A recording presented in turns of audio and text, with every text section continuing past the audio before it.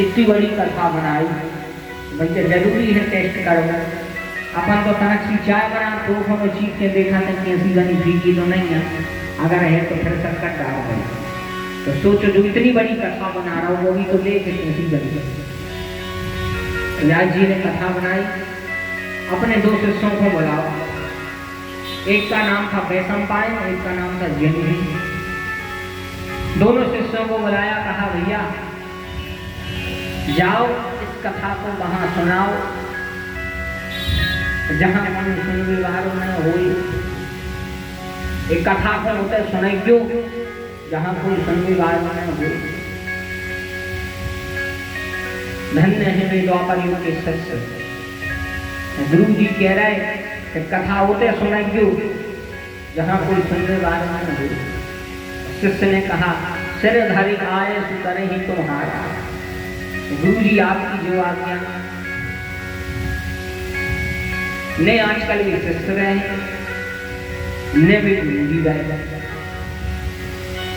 शिष्य का कर्तव्य यह है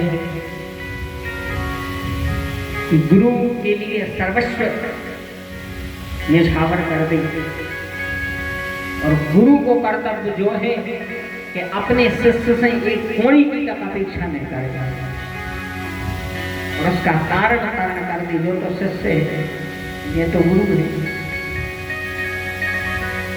अब तो कलयुग में केवल सेवा ही है। एक आश्रम में एक गुरु जी के नए नए चेला बने, सबकी ड्यूटी लगे गुरु जी के पांव दबा दी। एक दिन एक बार अंदर गुरु जी के पांव दबाने लगे।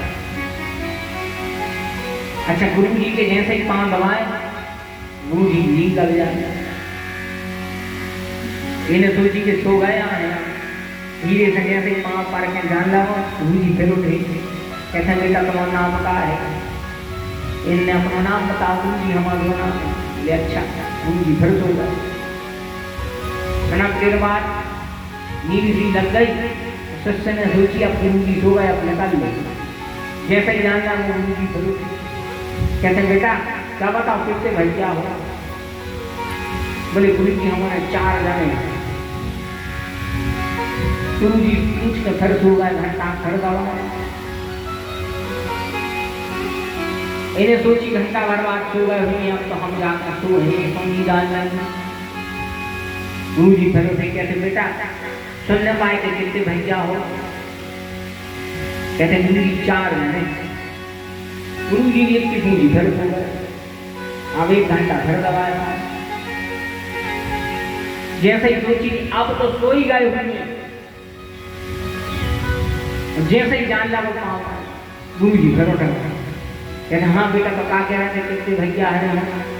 कहते गुरु जी अब तक तो 4 हटे, ऐसे ही पांव दबाते रहे तो सवेरे तक 3 बचे हैं। बोले वृंदावन में हरिलाल की। बोले अब तो 4 हैं, तो ऐसे ही पांव दबाते रहे तो सवेरे 3 बचे हैं। सेवा है, सेवा सब नहीं कर सकते। जो सेवा करता है उसको फल मिलता है। गुरु की सेवा का फल मिलेगा, अवश्य मिलेगा। अपने केंद्र पर आए, वेद व्यास जी ने शिष्यों को पहुंचाया, शिष्यों ने कथा सुनाई। इस कथा को श्री सुखदेव जी ने सुना। जैसे ही कथा का प्रथम श्लोक सुखदेव जी के कानों में पहुंचा, उस प्रथम श्लोक में भगवान के रूप को वर्णन कर दिया। तो भगवान कैसे है, भगवान कैसे है। वरहा पीडम नटवरवतो शरणयो कर्णिकारं भद्रदलासा कनककपिशम वैजयन्ती चमाला रणहान वैरुणरधर सुभय पूरयन मोकवृन्दौ वृन्दारण्यं स्वपदरमणं प्राविशद गीतकीरत। बोले भगवान का रूप कैसा है। कैसा है भगवान का रूप? वरहा पीडम नटवर बपो करणयो कर्णकार। भगवान कितने सुंदर हैं। वरहा पीडम नटवर बपो, वरह यानी मोर, मोर जिनके मुकुट पर शोभायमान है, मोर जिनका आपीड है। वरहा पीडम नटवर बपो, भगवान अपने सर पर मोर का पंखा लगाए। अच्छा, मोरई को काय लगाए? डोंकलिया को लगा लेते, मोरई को काय में लगा दिया। एक आत्मा भर बातें हैं कि मोरई को काय लगाए। भगवान सर पर मोर पंख लगाए हैं, गले में पीताम्बर है। भगवान प्रभंग गति से खड़े हैं, प्रभंग गति से खड़े भगवान, तीन जगह से पीड़े। कितना सुंदर स्वरूप है भगवान का। अगर देखना है तो भगवान के स्वरूप को देखें, कितना सुंदर रूप है प्रभु, कितना सुंदर रूप। देखना है तो भगवान के रूप को देखें। जो सगुण साकार बन के आए हैं उनके स्वरूप का दर्शन करें। जैसे ही पहला श्लोक सुना, सुखदेव जी तपस्या कर रहे थे। सुखदेव जी की आंखें खुल गई। सुखदेव जी ने सोचा कि इस लोग तो बड़ो दिव्य है, बड़ो सुंदर वाला थे, चलो देख हुए जा रहा है। जैसे ही देख हुए जान लगे, सुखदेव जी एकदम घरोगे।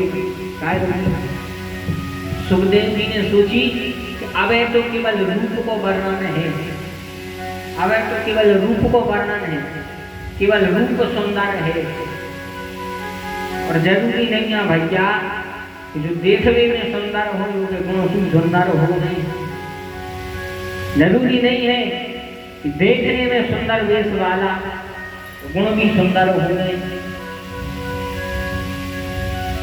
हंस देखने में कितना अच्छा लगता है, कितना सफेद लगा, मनो का करा थे नदियों में जाके मछली पकड़ता है। वेश से कोई को देख के उसके गुणों का अंदाजा मत लगाना, उसके गुणों का अंदाजा मत लगाना किसी का वेश देख करके। एक महाभारत में कथा आती है, अब याद आ गया तो सुनाई दे रहा है। युधिष्ठिर ने राजसूय यज्ञ किया।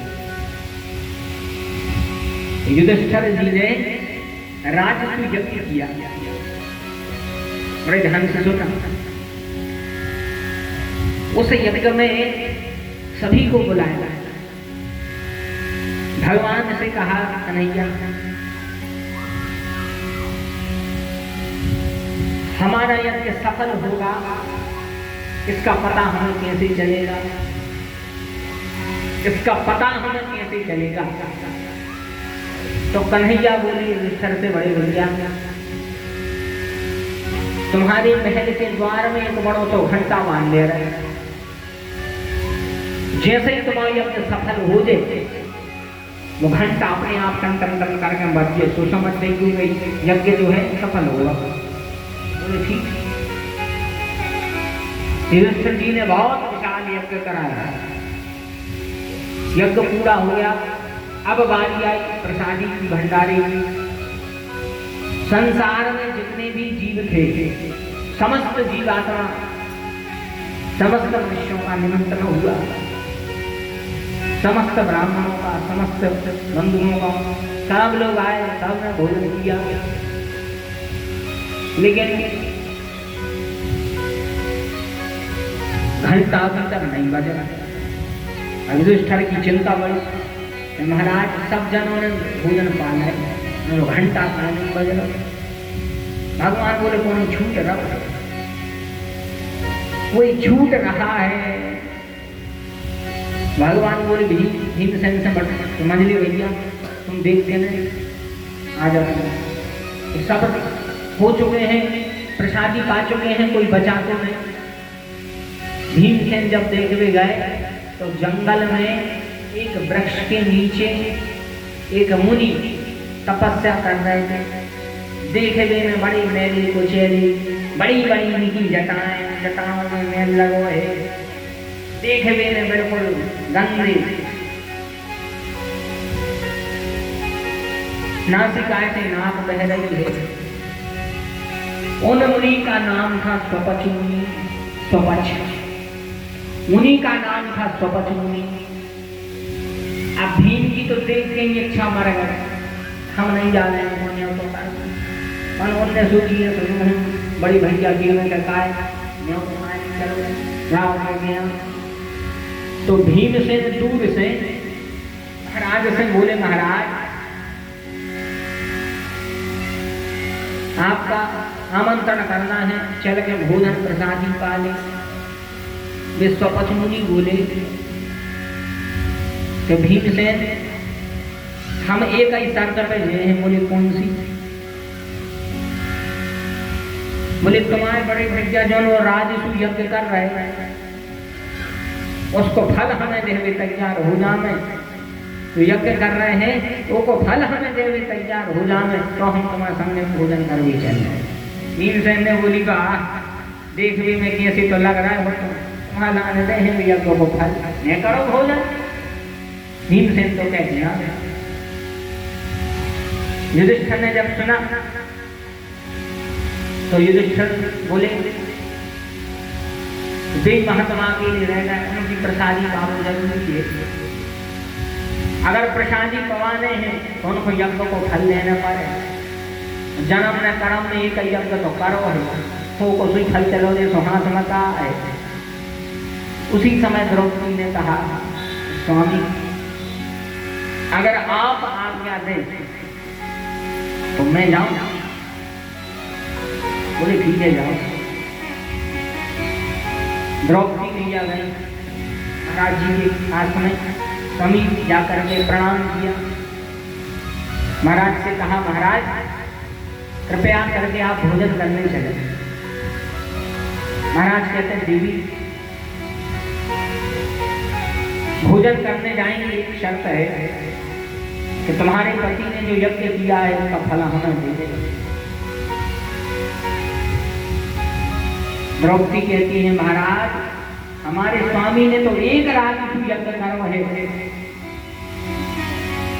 लेकिन हमने 100 अश्वमेध यज्ञ करे हैं वो को फल हम आपको दे देते जा रहे हैं। महाराज बोले तुमने 100 अश्वमेध यज्ञ लग तो नहीं बेटा तुम देखे में तो 100 करे हुए हैं। बोले बिल्कुल करे हैं। बोले कैसे? बोले यहाँ तक चलते आए संत का दर्शन करने तो एक एक कदम बढ़ाव है तो वो अश्वमेध यज्ञ के बराबर है। इसलिए संत दरस को जाइए तज माया अभिमान।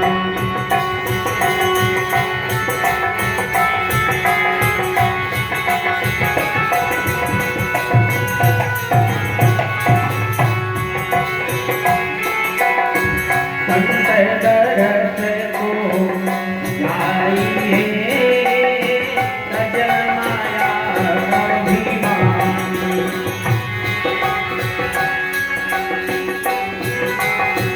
जो जो पग आगे बढ़े ज्यों ज्यों पग आगे बढ़े कोट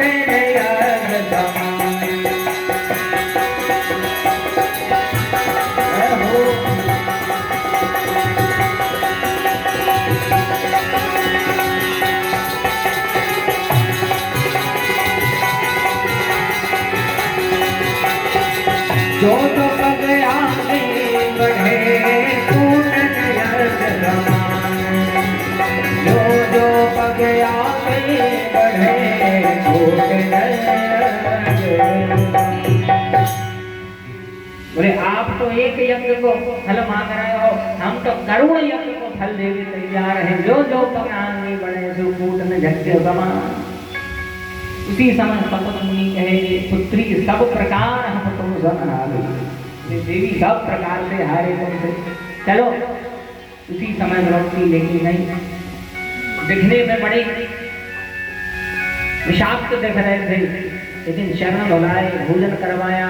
और जैसे ही महाराज ने भोजन पाया उसी प्रकार उस राज्य यज्ञ का घंटा उस समय पर टन टन करने बजेगा। बोल भक्त वत्सल भगवान की जय।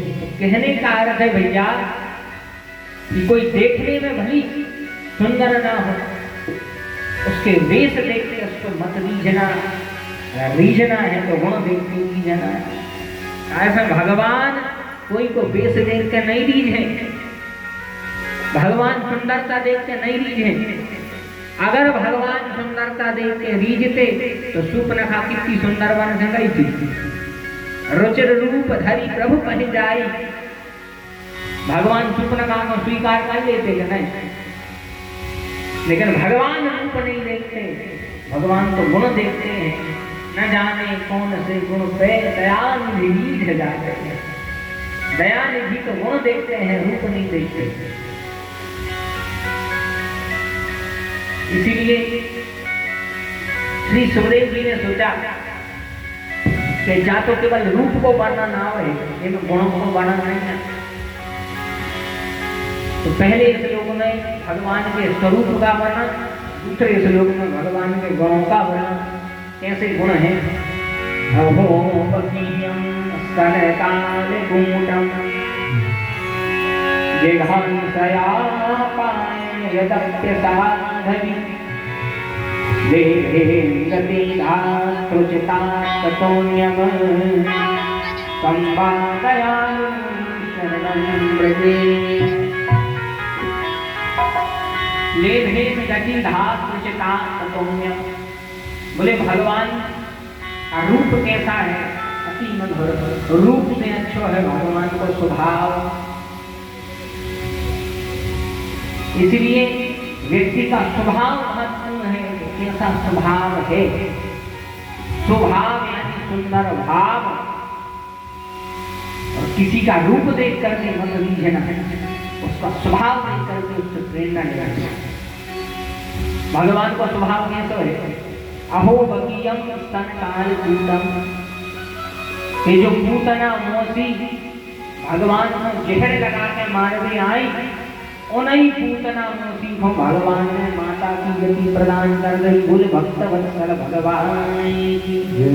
कितना मधुर स्वभाव भगवान। अपन बोलो कौन तन्नक से मछू बिगाड़ देवे तो जीवन भर बेर कर ले, तो नहीं हम तो जीवन भर ने बोल गई उनसे बताऊंगे हम तो कर दाऊ। धन्य है भगवान, धन्य है वह परमात्मा जो मारने आई है उसको भी माता बना दिया है ना। सहज के भाव है भगवान।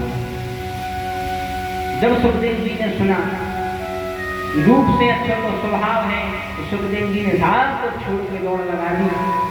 पहुंच गए कृष्ण के पास में, बोले सुनाओ सुनाओ, खूब कथा सुनाई। बोले और सुनाओ और सुनाओ। जब बार बार सुनने के बाद भी तृप्त नहीं हुए, तब शिष्य ने कहा कि इतना ही शौक अगर हो रहा हो, इतना ही अच्छी लग रही है तो हम गुरु जी के लिए चलेंगे, व्यास जी के लिए चलेंगे। तब श्री सुखदेव जी व्यास जी के पास में गए। जो सुखदेव जी और कोई नहीं, स्वयं व्यास जी के पुत्र ही सुखदेव जी हैं। बोले भक्त वत्सल भगवान। भागवत में सुखदेव जी के जन्म की कथा तो नहीं आई, लेकिन हम समय दे रहे साल रूप में, ज्यादा समय नहीं दे रहे। समय को पकाएंगे और ग्राम हमने गाँव नहीं, ग्राम तो नहीं कहने देते। हम सोच रहा करा करो तो न करा और भगवान के नाम भली भूत ने तरह डर रखा है। पाँव का नीचू ऐसे कोई लगता है, खूब जगह है, आराम से बैठो।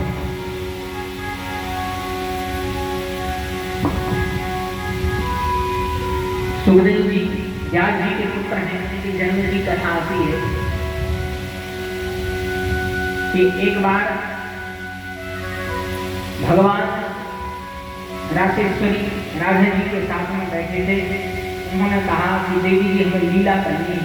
तब राधा जी ने कहा कि यदि आप लीला करोगे, अगर आप चाहते हो कि आपकी लीला में साथ दूं, तो हमारी 3 प्रिय चीजों को आप बच्ची लोगों में पहुंचाओ। बोले कौन कौन सी? बोले पहली यमुना जी, दूसरे गोवर्धन, तो तीसरा हमारा प्यार अशोक यानी तोता। भगवान ने पहुंचाया। सालमती के पुत्र गोवर्धन को बना दिया, सूर्य की पुत्री के रूप में यमुना जी पहुंचा दिया, सुखदेव को अंडे के रूप में पहुंचाया। तो कैलाश पे एक वृक्ष की पोखर देने से लगता, वही कैलाश पर्वत है जहाँ भगवान शंकर और माँ भगवती पार्वती रहती हैं। तुलसीदास जी कहते हैं परम रम्य गिरिवर कैलाश जहाँ सदा से रम्य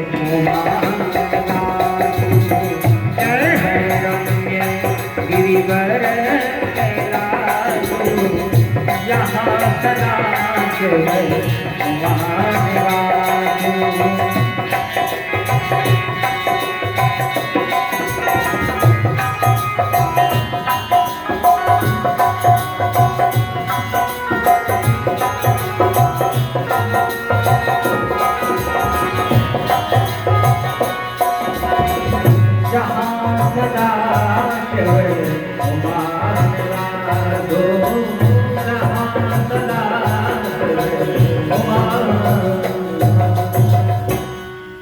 परम रम्य गिरिवर कैलाश, उस कैलाश पर्वत पर भगवान शिव पार्वती रह रहे। एक दिन आ गए नारद जी ने बदल बोल बाबा, नारद जी दोनों को बनाए में तो नारदा ही गाय, दोनों को बनाए में तो नारदा ही गाय के। नारद जी ने पार्वती जी से कहेंगे देवी शंकर जी ठीक है, बोले बढ़िया। पार्वती जी बोली हमारे जैसे पति तो सब सब मिले, को कौन बात नहीं छुपा। नारद जी कहते हैं अच्छा जाओ पूछ लो, जब मुन्नों की माला पहने हैं जब अब पार्वती की सोचने लगी कि जाओ हमें पता ही नहीं क्या तो मुन्नों की माला जा कौन की पहने। जब शंकर जी आए, शंकर जी ने देखो कि आज तो चूलो नहीं सिलगो, कहते काम आते देवी जी।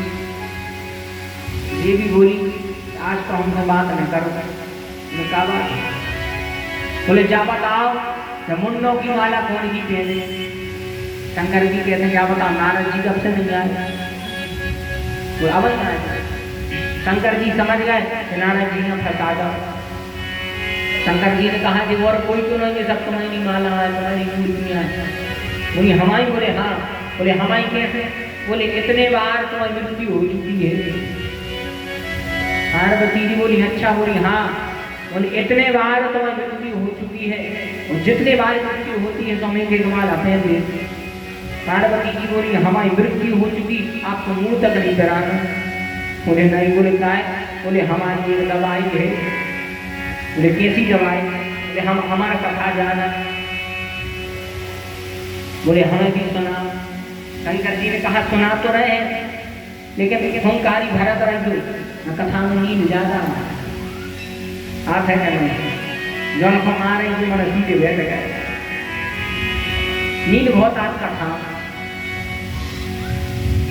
अच्छा नींद को भगवान ने वरदान नहीं दिया। जब कुंभकर्ण को मारो, नींद भगवान के तक पहुंची, कहते भगवान सब में ज्यादा हम कुंभकर्ण के रेत से तुम दोनों को तो मार दो, अब बताओ हम कहाँ जाए।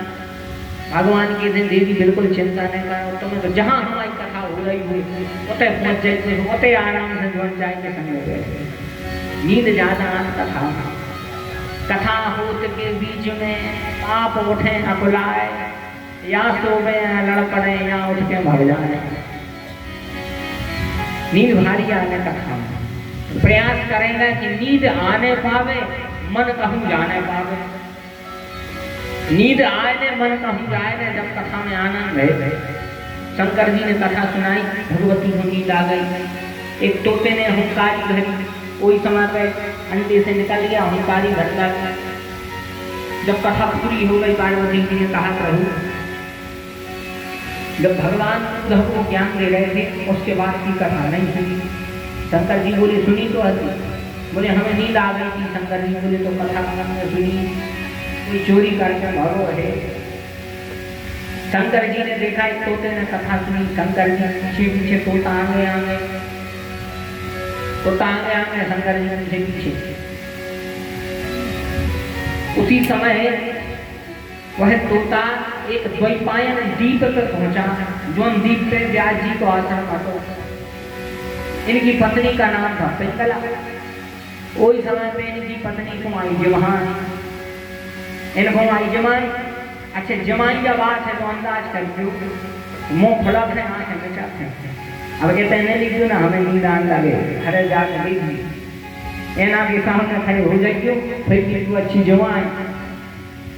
जमाई जब बात है, मुंह खुला है, आंखें बंद होते हैं।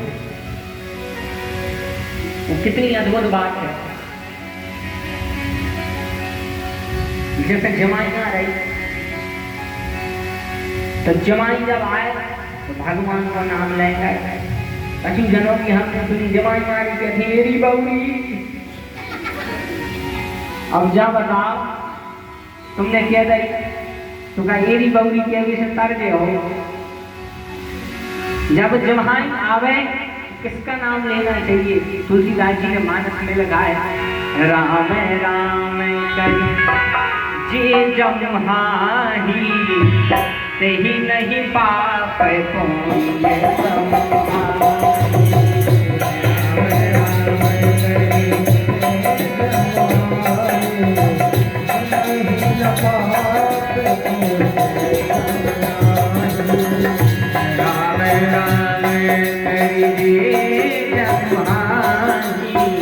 सही नहीं पाप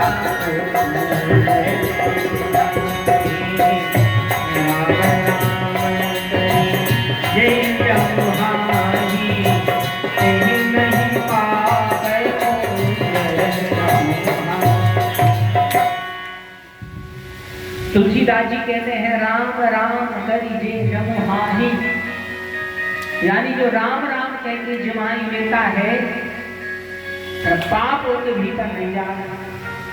अब राम राम कहाँ के थे? आप तो मेरे धंधा है धीरे धीरे साफ कम होता जा रहा है। पहले लोग एक दूसरे को देखे अभिवादन करते राम राम सीता राम। अब तो यहाँ पर नमस्ते और कब नमस्ते नहीं, एक दूसरे से मिले हैं कैसे गाड़ी पे निकल जा रहा है कहीं बर्थडे पे कैसे बर्थडे हुआ था ऐसा किए के नहीं कैसे ऐसा है बर्थडे आओ बर्थडे नहीं। अब बताओ बर्थडे तार में तुम्हें और तो यहाँ पे भी बर्थडे गिरी तो यहाँ पे भी बर्थडे गिरी। अब बर्थडे की जगह कहूँ सीताराम कहते तो कभी नहीं होने को। अपनी एक एक क्रिया में भगवान को मिला ले। हम जब गारंटी दे रहे आप भक्त वही समय पर बन गए। अपनी एक एक क्रिया में भगवान को मिलाओ, भगवान को बना ले। सो रहे हो भगवान को नाम लेके सो जाओ, उठ रहे हो भगवान को नाम लेके उठो, भोजन कर रहे हो भगवान को याद करके खाओ। अरे देखो कैसे हमारे भीतर प्रकार आ रहे, प्रकार नहीं आएंगे लेकिन भगवान की भक्ति जरूर आ जाए। अपने केंद्र पर आए, उसी समय जमाई आई, तोता इनके मुख में घुस गया। उन्हें सोची जा अच्छी भीगी को खा लिया। शंकर जी आए, व्यास जी से बोले महाराज आपकी आश्रम में हमारा चोर घुसता हूँ। व्यास जी बोले चोर काय की चोरी करके भागो? बोले चोर भगा है कथा की चोरी करके। कथा की? बोले हाँ। बोले कहाँ है? बोले आपकी पत्नी के उदर में बाहर नकार।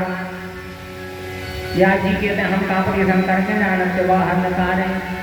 शंकर जी कहते हम कर रहे हैं ऑपरेशन। बोले कैसे कर? बोले जो है त्रिशूल अब ही कर रहे हैं। व्यास जी बोले वाह तुम करो ऑपरेशन, हमारी दृष्टि मिटा दो। शंकर जी बोले चोर तो चाहिए। अच्छा व्यास जी बड़े बुद्धिमान, व्यास जी बड़े बुद्धिमान, और जब समस्या आए तो बड़ी बुद्धि से काम ले, बड़ी बुद्धिमानी से काम लेना चाहिए, बड़ी धैर्यता से काम लो, बड़ी बुद्धिमानी से काम लो। व्यास जी ने सोचा तो ऐसे तो शंकर जी से जीत नहीं सका। तो व्यास जी बोले अच्छा महाराज एक बात बताओ, जो कथा की चोरी करके तोता भागो है वो कथा को बोलता है बोले कथा को गुण जो है वो एक बार सुन लीजिए तो मरत नहीं है। वो बोले हाथ में जो त्रिशूल लाए हुए को गुण, बोले एक गुण जो है कि एक बार में खुद जाए जो बचत नहीं है। तो बोले दो ही चीजें आपकी, कथा भी आपकी और त्रिशूल भी आपकी। यदि आप त्रिशूल मारोगे तो तोता मरता नहीं है, तो त्रिशूल को गुण घट जाए। और यदि तुम त्रिशूल मार रहे हो तो तोता मर जाता है तो कथा का गुण घट जाएगा। इसे दो ही चीजें आपकी बताओ कहाँ घटवाने। शंकर जी कहते हैं बड़ी भोली भाली, हमें तो कछु नहीं घटवाने, हमें तो कैलाश जाने। बोले शंकर भगवान